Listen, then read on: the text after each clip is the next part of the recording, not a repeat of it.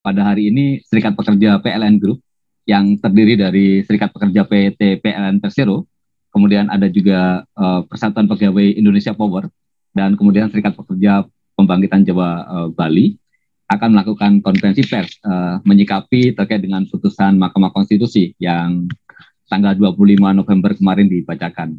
Tentu saja pernyataan sikap atau konferensi pers yang akan disampaikan pada hari ini menjadi semacam penegasan begitu bahwa yang diperjuangkan gerakan buruh tidak hanya soal klaster ketenagakerjaan, tapi juga buruh mempermasalahkan klaster-klaster yang lain, salah satunya adalah klaster ketenaga listrikan, subklaster ketenaga listrikan.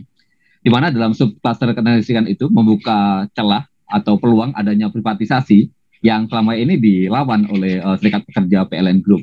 Kita tahu bicara privatisasi juga akan berkorelasi pada kesejahteraan, bicara privatisasi juga akan berkorelasi dengan perjuangan kaum buruh yang lain, misalnya soal upah, kemudian kesejahteraan dan sebagainya. Karena kalau listrik diprivatisasi, maka dampaknya pasti akan ada kenaikan harga listrik, dan ketika ada kenaikan harga listrik, itu juga akan berkorelasi pada pendapatan atau upah yang diterima oleh kaum buruh. Perjuangan serikat pekerja sesungguhnya bukan hanya ansi untuk perjuangan kaum pekerja itu sendiri, tapi juga bicara tentang bangsa, bicara tentang negara, lebih luas lagi bicara tentang Indonesia. Mengapa demikian? Karena tadi sempat dikatakan bahwa soal privatisasi, soal listrik ini adalah sesuatu yang berkaitan dengan hajat itu perang banyak, dan kita semua percaya bahwa menurut Undang-Undang Dasar, hal-hal yang berkaitan dengan hajat itu orang banyak itu harus dikuasai negara dan kemudian dimanfaatkan sebesar-besarnya untuk kemakmuran rakyat. Dalam kaitan dengan itu, yang pertama ini kita akan menjelaskan, akan mendengarkan begitu penjelasan dari Sekretaris Jenderal PPIP, Bung Andi Wijaya, terkait dengan mengapa sih kemudian serikat pekerja di sektor PLN ini ikut mengajukan judicial review, lebih khusus terkait dengan subcluster ketenagalistrikan, walaupun kawan-kawan ini juga mengajukan judicial review di uji formilnya. Kepada Bung Andi Wijaya, Sekjen PPIP, saya persilakan. Ya, terima kasih Mas Kahar. Apakah suara saya terdengar teman-teman sekalian? Ya, terdengar Bung Andi.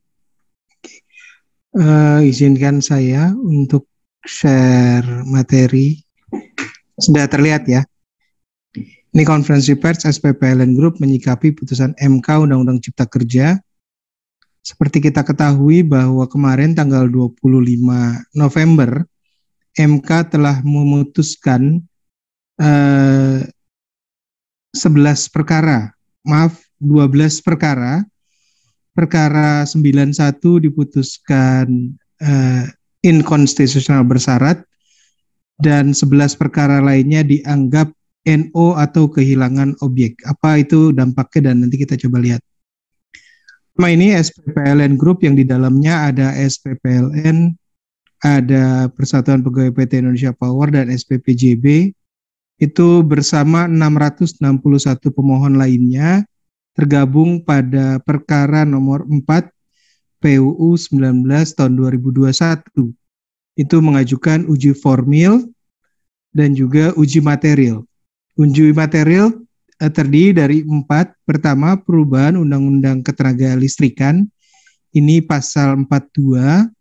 Lalu ada perubahan Undang-Undang Ketenaga Kerjaan. Ini pasal 81. Perubahan Undang-Undang SJSN dan perubahan Undang-Undang BPJS. Ini pasal 82 dan 83 Undang-Undang Cipta Kerja.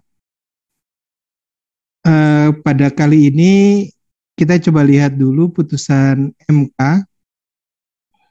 nomor 91. Seperti Bapak dan Ibu ketahui bahwa putusan MK nomor 91 adalah putusan pertama yang dibacakan dan telah terjadi simpang siur terkait penerapan Undang-Undang Cipta Kerja di sekarang ini.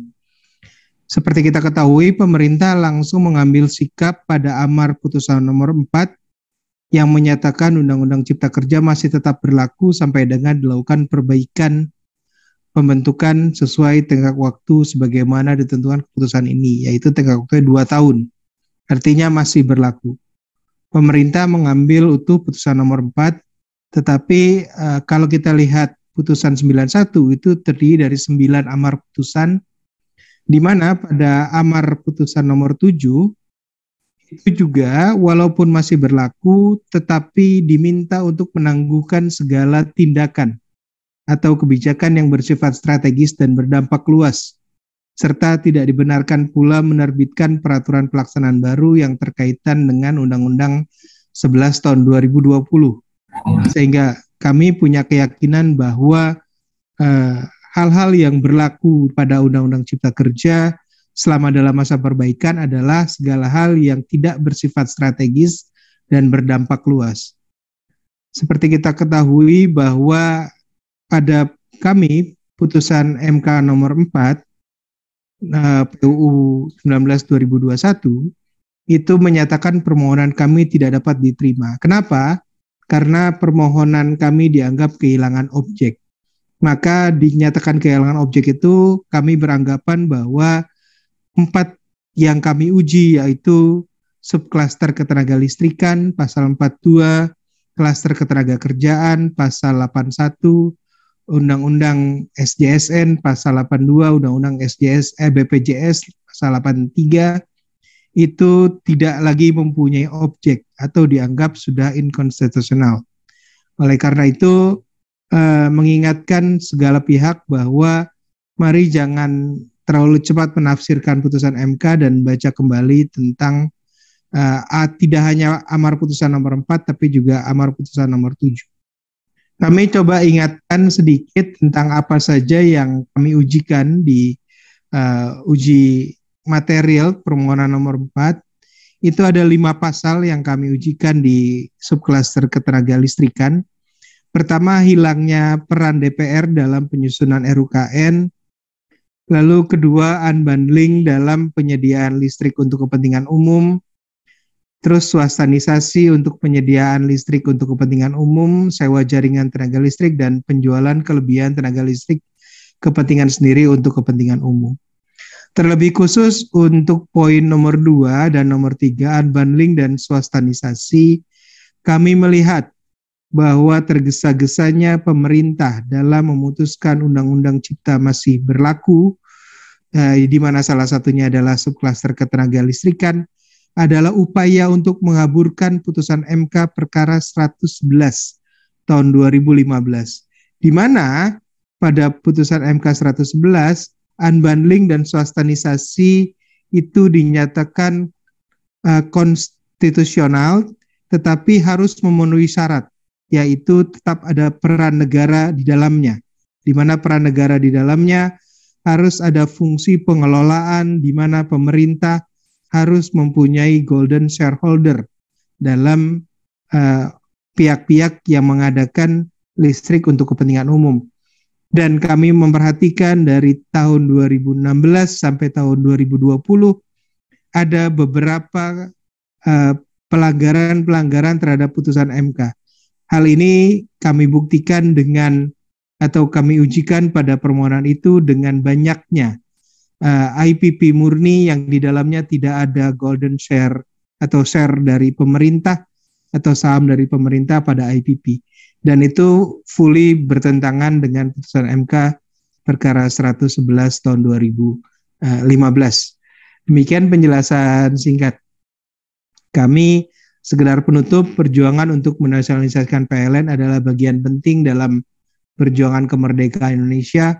Oleh karena itu, penguasaan negara atas ketenaga listrikan merupakan amanat pembukaan Undang-Undang Dasar 1945, yaitu terwujudnya keadilan sosial bagi seluruh rakyat. Sekarang menjadi tugas generasi penerus bangsa untuk melanjutkan perjuangan untuk tetap merdeka hari ini dan esok, dan listrik adalah perlambang apakah kita masih merdeka. Demikian dari saya. Assalamualaikum warahmatullahi wabarakatuh. Rekan-rekan, tadi yang barusan berbicara adalah Bung Andi Wijaya. Andi Wijaya ini adalah Sekretaris Jenderal dari PPIP. Dan tadi juga sempat disampaikan bagaimana pernah ada putusan Mahkamah Konstitusi di tahun 2015 yang menyatakan konstitusional bersyarat. Jadi undang-undang tentang ketenaga listrikan itu dinyatakan konstitusional sepanjang syaratnya dipenuhi begitu. Dan ini juga mengingatkan kita kembali terkait dengan putusan Mahkamah Konstitusi terkait dengan Undang-Undang Cipta Kerja yang dinyatakan inkonstitusional bersyarat. Jadi undang-undang ini sebenarnya adalah cacat gitu, inkonstitusional sepanjang syaratnya tidak terpenuhi, maka dia akan tetap menjadi inkonstitusional. Kalau kemudian syaratnya terpenuhi, dia baru kemudian menjadi konstitusional begitu. Nah, terkait dengan putusan yang tanggal 25 November kemarin dibacakan oleh Mahkamah Konstitusi, kita akan mendengar apa sikap dari Serikat Pekerja PLN Group yang terdiri dari 3 serikat pekerja yang tadi disampaikan oleh Bung Andi. Mungkin pernyataan sikap dari SP PLN Group ini akan disampaikan oleh Bung Abrar Ali sebagai Ketua Umum dari Serikat Pekerja PLN Persero. Kepada Bung Abrar, saya persilakan. Mas Kahar, kedengaran ya suara? Ya, silakan Bung Abrar. Ya, Assalamualaikum warahmatullahi wabarakatuh. Selamat siang, salam sejahtera bagi kita semua, salam sehat selalu, salam solidaritas. Bersama ini kami akan membacakan pernyataan sikap SP PLN Group terhadap putusan Mahkamah Konstitusi tentang Undang-Undang Cipta Kerja. Yang pertama, mengapresiasi dan menghormati putusan Mahkamah Konstitusi yang menyatakan pembentukan Undang-Undang Cipta Kerja inkonstitusional walaupun bersyarat. Yang kedua, kecewa kepada pemerintah yang tetap mengatakan bahwa Undang-Undang Cipta Kerja dan aturan turunannya tetap berlaku selama 2 tahun. Yang ketiga, meminta semua pihak memahami dan melaksanakan seluruh amar putusan Mahkamah Konstitusi pada putusan nomor 91 garing PUU garis hubung Romawi 18 garing 2020 terkait Undang-Undang nomor 11 tahun 2020 tentang Cipta Kerja. Yang keempat, bersandar pada amar putusan nomor 7 putusan nomor 91 PUU garis hubung 18 Romawi garing 2020 mendesak pemerintah dan lembaga yudisial untuk tidak menerapkan keberlakuan peraturan pemerintah turunan Undang-Undang Cipta Kerja yang strategis dan berdampak luas. Yang kelima, khusus untuk klaster ketenagakerjaan dan subklaster ketenagalistrikan, di mana permohonan SP PLN Group dinyatakan telah kehilangan objek, maka dengan ini menegaskan bahwa Undang-Undang Cipta Kerja, khususnya klaster ketenagakerjaan dan subklaster ketenagalistrikan tidak berlaku dan ditunda pengimplementasiannya selama 2 tahun. Yang keenam, SP PLN Group akan terus mengupayakan tindakan lanjutan untuk tetap membatalkan Undang-Undang Cipta Kerja secara permanen dan akan melakukan langkah hukum yang diperlukan bila ada pihak-pihak yang tetap melaksanakan Undang-Undang Cipta Kerja beserta aturan-turunannya sebelum diperbaiki. Demikian pernyataan sikap dari SP PLN Group. Terima kasih. Saya kembalikan ke Mas Kahar. Ya, terima kasih Bung Abrar. Rekan-rekan, terkait dengan pernyataan sikap yang tadi disampaikan oleh Pak Muhammad Abrar Ali, ini nanti juga akan kami share ke rekan-rekan. Mudah-mudahan ini bisa dikutip begitu untuk memperkuat perjuangan dari Serikat Pekerja PLN. Dan selanjutnya kami membuka tanya jawab. Barangkali ada dari rekan-rekan media yang ingin menanyakan lebih lanjut terkait dengan sikap dari SP PLN Group yang tadi dibacakan.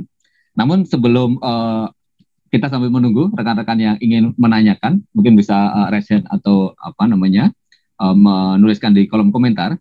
Ini ada yang masuk ke WhatsApp saya dari rekan media. Ini menanyakan terkait dengan sejauh mana sih sebenarnya perkembangan holdingisasi yang pada saat itu juga sempat dilawan oleh kawan-kawan SP PLN. Mungkin sejauh ini sudah sampai mana begitu perkembangannya. Mungkin ada dari yang menjawab soal itu. Oscar, sebelum nanti dari Ketum, mau ini sedikit terkait dengan perkembangan holdingisasi PLTP. Kami juga masih menunggu, tetapi sampai saat ini kami belum melihat ada progres berarti di holdingisasi PLTP. Tetapi yang menarik, kemarin kami mendapatkan surat terkait dengan rencana percepatan pembentukan holdingisasi PT PLN Persero.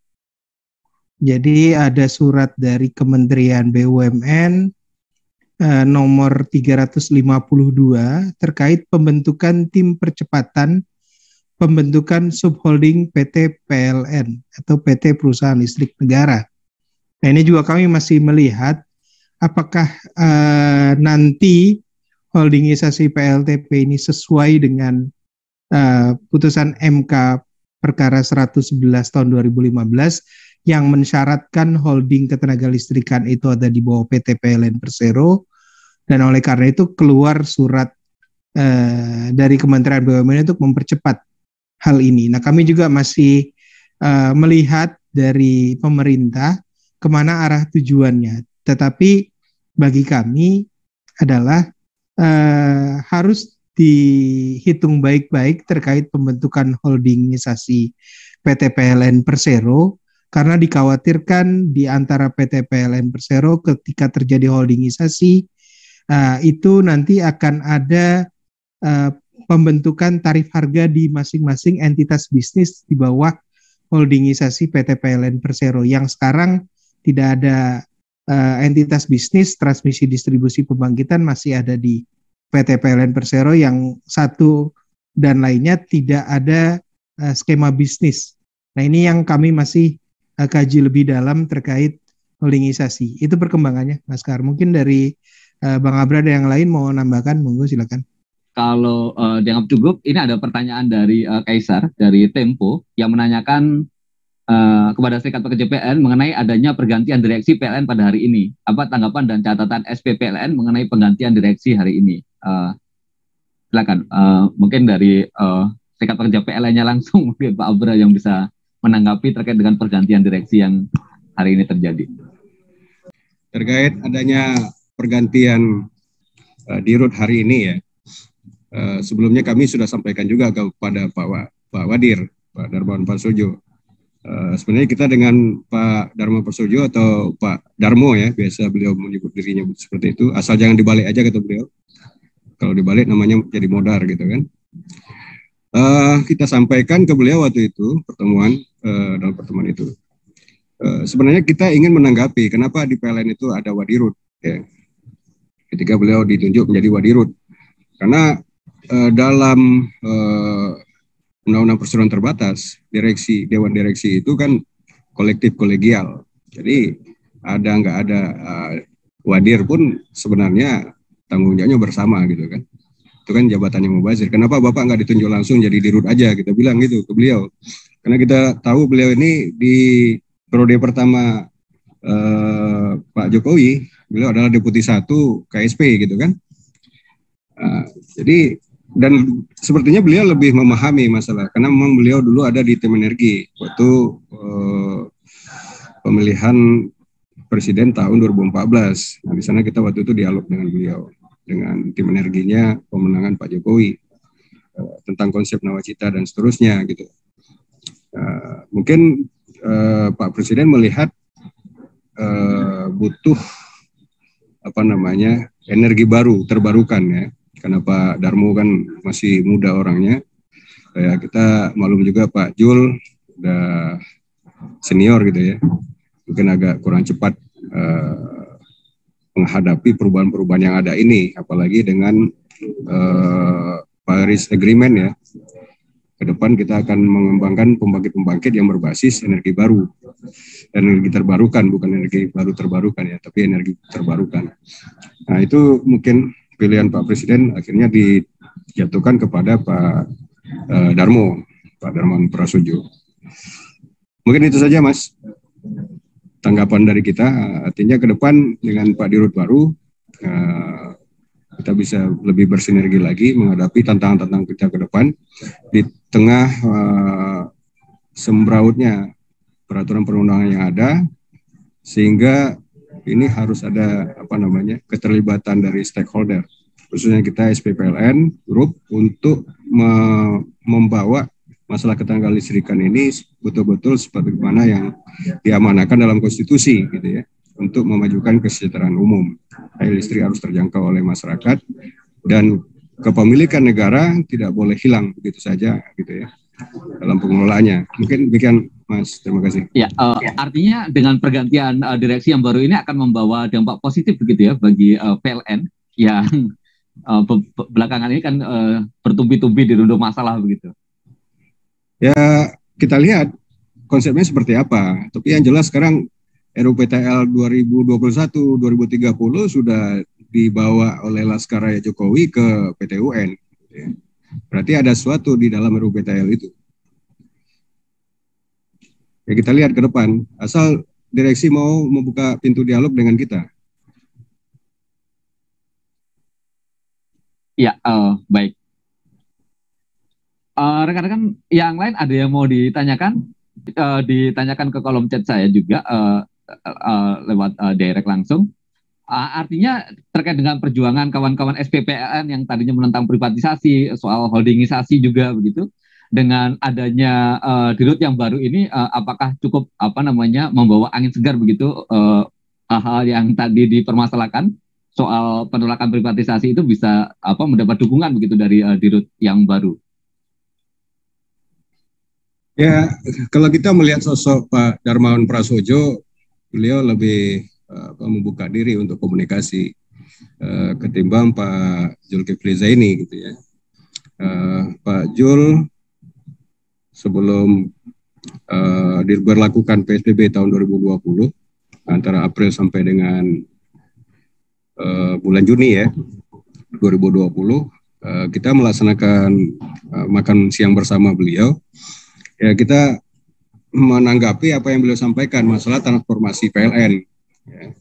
Baik kita tanggapi SPPLN itu bukan anti perubahan, tapi memakai filosofi dari alam Minangkabau sana. Kita bilang, karena kita tahu Pak Jul lahirnya di Bukit Tinggi gitu ya, pasti paham lah itu apa yang dikatakan sekali ayah gadang sekali tapian berubah.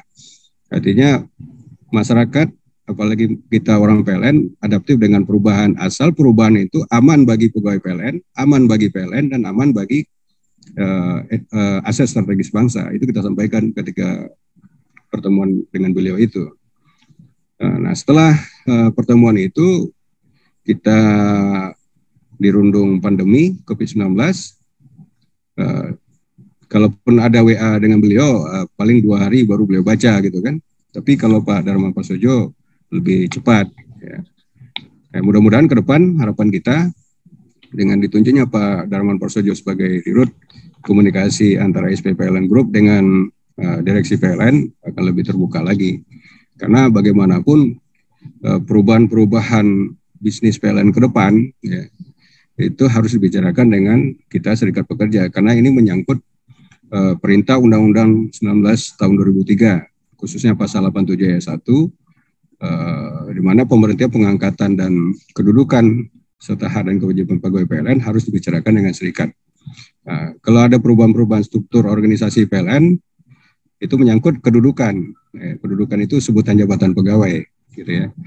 Nah, ini tidak boleh dinafikan SPPLN, termasuk juga nanti dalam 2 tahun ke depan, organisasi serikat pekerja serikat buruh itu harus dilibatkan di dalam revisi Undang-Undang Cipta Kerja supaya terpenuhi apa yang dikatakan cacat formil tadi. Nah, untuk itu kita membuka diri supaya pemerintah juga, kita sebenarnya ingin membantu pemerintah gitu ya, supaya tercipta iklim usaha yang positif gitu. Kalau 2 tahun ke depan ribut-ribut terus masalah UMP, masalah ketenaga listrikan dan lain sebagainya, ini tidak kondusif bagi investor. Nah, untuk itu kalau pemerintah ingin kita bantu, ya ajalah seluruh elemen bangsa ini untuk mendialogkan Undang-Undang Cipta Kerja dalam masa 2 tahun ke depan ini. Demikian Mas Kahar, terima kasih. Ya, baik, terima kasih Pak Abrar. Tadi yang barusan bicara ini adalah Muhammad Abrar Ali sebagai Ketua Umum Serikat Pekerja PT PLN Persero.